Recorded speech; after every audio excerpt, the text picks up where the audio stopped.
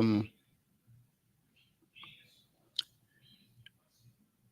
good morning, good afternoon, and good night, wherever you're watching me from. My name is Dr. Obioramba Iboeze, reaching you from Nkolo Mahadum Wisdom University. In Wisdom University, Nkolo Mahadum, we encourage you to think out of the box. Use your naturally given common sense to evaluate information before you make a decision. Again, thank you for joining me. And I'm reaching you today live again from Nkolo Mahadum, where I promised you that yesterday that we shall also be presenting another fabulous, nice lecture to you today. Today's date is for market day in the 8th month of the Igbo lunar calendar called Onwa Ilo Muo. And in the Roman Catholic calendar, today's date is September 5 or 5th, 2024. Please subscribe to our YouTube channel, like our program, comment, share to your friends and well-wishers and your family members. And if you miss any of our lectures, immediately go and listen to it, and then go back to our previous lectures. Actually, today's lecture is the 60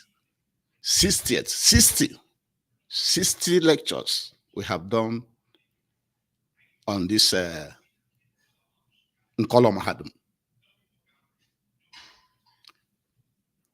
At Nkolo Mahadum, we encourage you to use your naturally given akonuche to evaluate information, to reason before you make a decision. The title of our lecture today is, we are asking a question: is it right for Britain to create the state of Israel in Palestine with all the consequences that Israel is going through in that location? Is it okay? Nkolo Mahadum think that it is not okay, and for the following reasons. You can tell from my childhood, I've been hearing about wars, Israeli wars and this, and Israeli wars and this, up to today. Since the establishment of Israel in that location, there have been many wars that the Israeli people have passed through. And the first war that they fought, even though they've been having a lot of conflicts and everything, the first major war that they had was between 1948 and 1949, called Israel War of Independence, which started as United Nations Resolution 181, divided the land of Palestine into a Jewish state and Arab states. After the United Nations have conducted a vote for it back in November 29th, 1947. In that war, Egypt, Jordan, Iraq, Syria, Lebanon, all the Arab countries were fighting against Israel. There was another war in 1956 called the Suez Canal, the Suez Crisis. The Suez Crisis started when the Egyptian leader, Gamal Abdel Nasser, nationalized Suez Canal, which was a vital waterway connecting Europe and Asia. And that Suez Canal was built or owned by French and British concerns. Another war which the Israelis have participated is the one they call the 1967 Six-Day War. That war lasted between June 5 to June 10, 1967. Again, between Egypt, Syria, Jordan, and many of the Arab countries. Also, in 1973, there's another war called Yom Kippur War. Yom Kippur was a Jewish holiday, which that war started on October 6, 1973. And also Egypt, Syria, Jordan, and other Arab nations fought against Israel in that war. Also in 1982, there was the Israeli-Lebanon War, or Israeli-Lebanese War. This war was between the Palestinians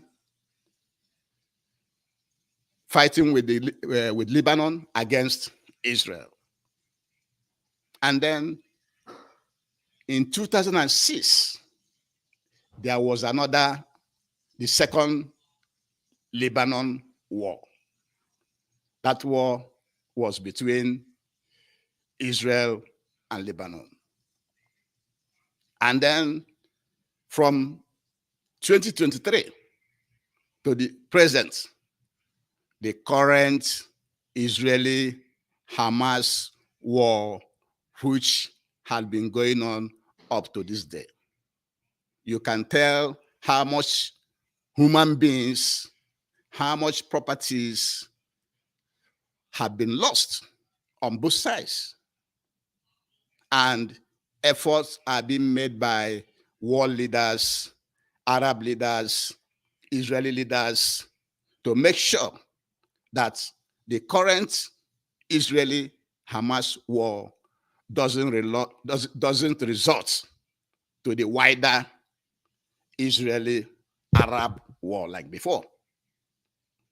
So it's been war, war, war since the state of Israel was created in that location.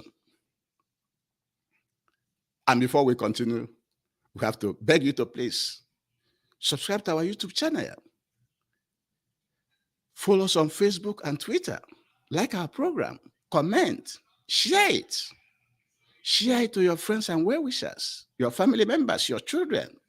And if you miss any of our lecture, please go immediately and listen to that lecture. And also go to our previous lectures, because all the lectures we have delivered here are being delivered from Biafran and African perspectives, so that you see things from the way it affects you. Don't be seeing things from the story that is being told, that's, from the interest of another culture or another country or another continent. No. That's why the lectures we are presenting here is special. We present them, we use the ego eye of a Biafran and an African to present it to you, to see the way you should see it. This is very, very, very, very important. So the question we have is, do you think the wars of Israel will ever end?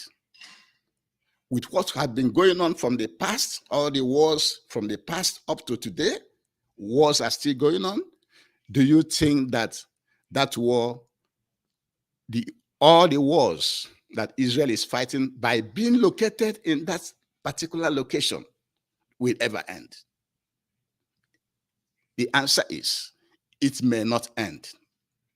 It may not end unless war leaders come together to find out a lasting solution to avoid all these wars and for them to live peacefully together in that area. Because Britain will have cited Israel in another location. It mustn't be in that location.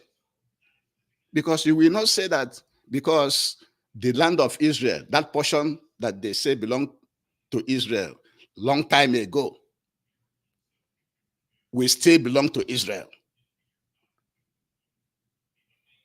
Truthfully, it shouldn't be. Because, history had taught us that a lot of people's land were taken away by wars, by conquering them.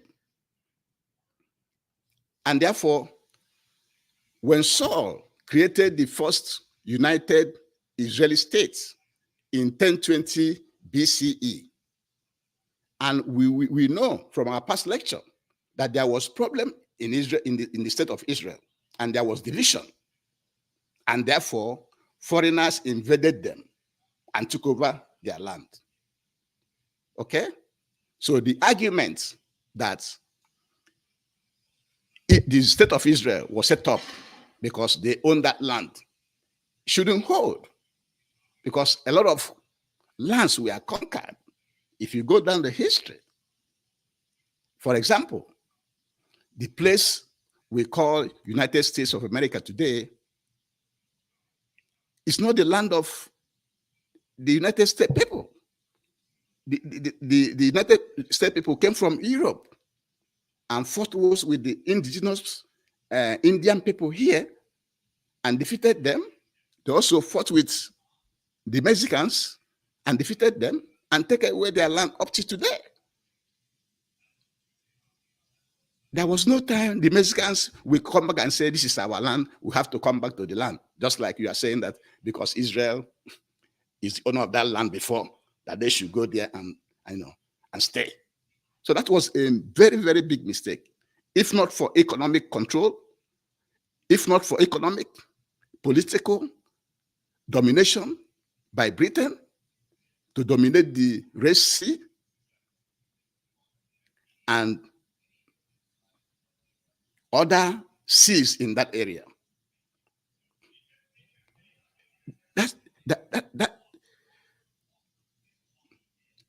The land of Israel would not have been relocated in that particular location. Because like I said, United States is sited on somebody else's land. And the original owners of that land never come back to take it.